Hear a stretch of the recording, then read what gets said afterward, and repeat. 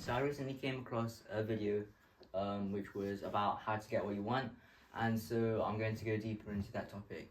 So first I'm going to be talking about how powerful our words really are. And so we can convince people with words, and we can do a lot of things. And when we want to when we want to get something that we want, we shouldn't ask like yes or no questions. We should ask like questions that would leave the leave the leave the other person with only like one choice that is a lot that like stands out from the others. So for example, if you were trying to sell something like muffins, and you asked, would you like one or two muffins, and you gave them a choice, they would either pick one or two. And however, if you asked, would two muffins be enough for you, then you're basically only giving them the option of two muffins. And then also the word enough also makes the subconscious believe that that enough is the right choice, since even if we can't finish the second one, it will still be enough for us. And so it creates something in the other person's mind, that basically makes them agree with what we're asking. A lot of these points are based on the book Exactly What to Say. And it basically talks about 17 ways to get what you want.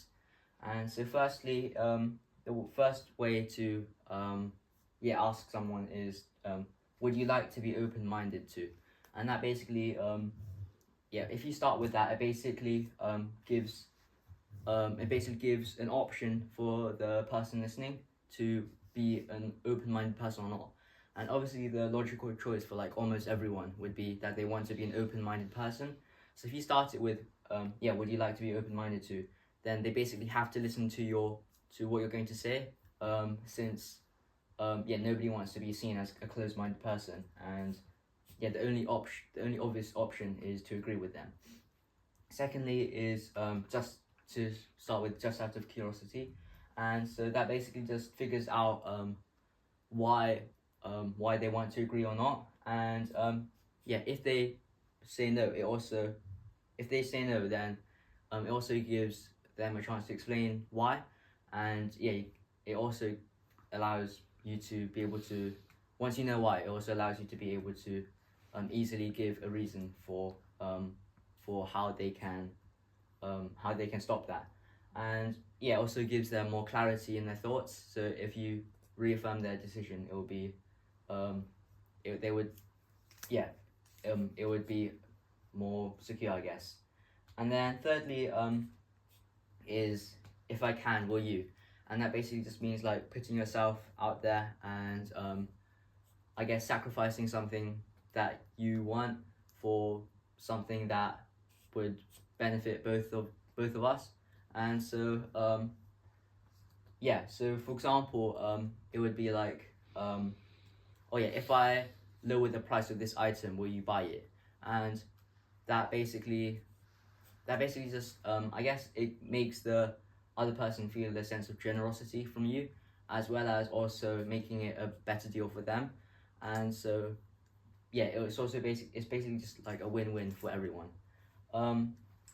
Another way to use it would be, which I often use with my friends, maybe like, if I can go as well, will you go as well? So maybe like if I want to go to a club or something, I'll say, oh, if I can go with you to the library right now, will you go as well? And since we often want company with others, it will be it basically just makes it a more compelling reason to go. And then fourth is when will be a good time? So it basically just makes it seem like no is not an option. So maybe for example, if someone says, if you're saying, oh yeah, can you take care of this right now? And then you say, oh no, I'm busy right now. And then they respond with, what will be a good time? Then that basically seems like you have no choice but to like eventually agree on something, and it also makes it so that they can't make the same excuse again, so that it'll give more chance of them agreeing to what you're saying. Fifth is what happens next. So if you're stuck on a decision, maybe if you're going to proceed with it or not, if you answer with what happens next, it basically just moves things forwards more. Sixth is what do you know? So basically, it basically makes the other person question their knowledge of something and if they really know what they're talking about. So maybe if you want to go to a restaurant and the other person says, "Oh yeah, I don't want to go to this restaurant. It's not very good." And then if you ask, if you ask, "What do you know about it?" Then maybe they realize that they haven't even tried the restaurant and they only heard it from other people, and so it makes them reconsider their choice and makes them more likely to agree with you. Seventh is saying, "I'm guessing you haven't gotten around to this," and it basically creates a sense that the other person has gaps in their knowledge, and it just makes them reconsider their choice. And eighth is, "I'm not sure about you, but I would do this," and so people are more likely to stick with what the majority of people do, and so if most people go with something like psychologically in the mind, they will feel more compelled to go with the group, and it's like, and I remember like whenever I'm with my friends and we're all deciding on somewhere to go, we always go with the majority, even if there's one person who really wants to go somewhere. It's basically mainly about what most people do, and then the other person will feel like they should go as well, which is similar to this, where if you tell them what you would personally do and what other people would do, then they would also feel more compelled to have the same opinion as you. Ninth is saying, "Just imagine this," and going on. And so it's good because it basically gives a clear picture of what you're going to do into the other person's mind. And if you can't picture yourself doing something, then it won't happen until you can. So maybe you want to go on morning runs, or you want to start going on morning runs. However, if you can't really like imagine yourself going, and you can't see yourself as actually just going out and like instead of lying in bed, then you will never actually really do it. So you have to have a clear image and like a plan in your head to before you actually go forward with something.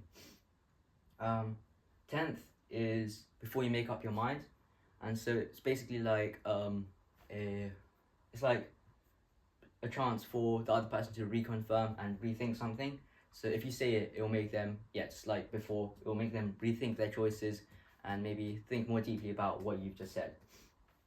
And 11th is basically really similar to the 8th one, which was, "I'm not sure about you, but I would do this." And it's basically just like it's saying most people would do this. It's quite similar, and because people side with the majority and they'll feel more compelled to do what other people do as well. 12th is "Could I have a favor?" And that basically just people want to feel helpful, and so if they have a chance to show that they're grateful and they can do something for you, then they will probably take it. And even if they don't, they'll have your opinion in mind since you're asking them for something, and so they'll keep what you said in mind.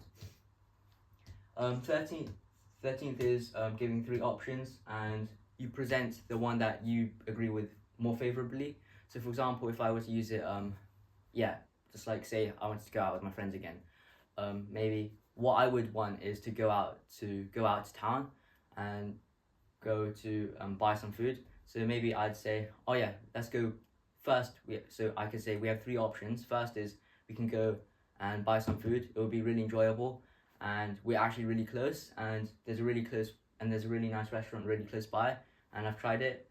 And second, you could just say, "Oh yeah," and then we could go study.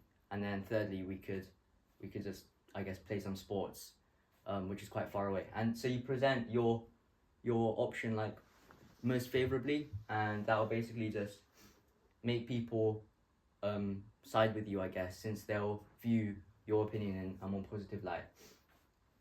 14th is what makes you say that, and like before, it's just basically just making them reconfirm their decisions, and makes them think that you know something that they don't, since it makes them think that they don't know everything, and maybe you know something that they don't, and maybe siding with you is the better option.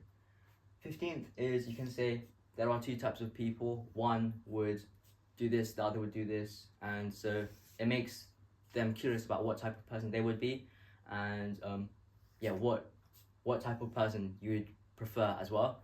So maybe you could say,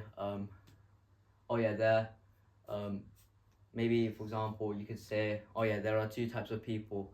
One of them just sits in their room all day and doing nothing, and another one actually goes out and like hangs out with their friends.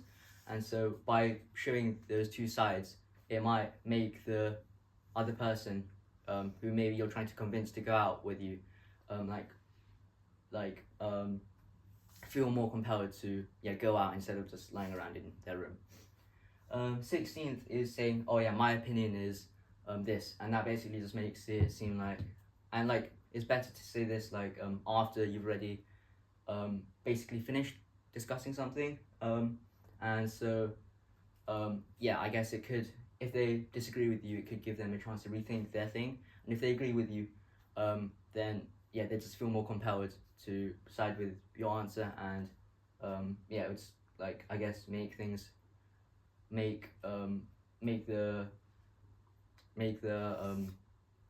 situation more like put in place, I guess. And then 17th is like saying, how would you feel if this happened to you, and that basically just, it makes the other person feel a sense of like emotional connection with like what you're trying to say, and so it basically just puts them into someone else's shoes, and it makes them like really think about what they would do if they were in the other person's situation, and so say for example, I remember once arguing with my little sister about killing a spider, and she said, they're just so annoying since they're always in my room, and they're scary. And then I remember saying, how would you feel if you're a spider and you're just trying to survive and someone just kills you? Like, that wouldn't really be nice. And I guess it did quite help. It did help quite a bit, since now my sister just like doesn't try and kill every spider she sees, and she actually now thinks a bit, I guess, about whether to kill it or not before she actually does the action. And so I hope you learned something from these points. Mainly just the main things to take away are that you should use the power of your words to make people agree with you and get what you want. Thank you for listening.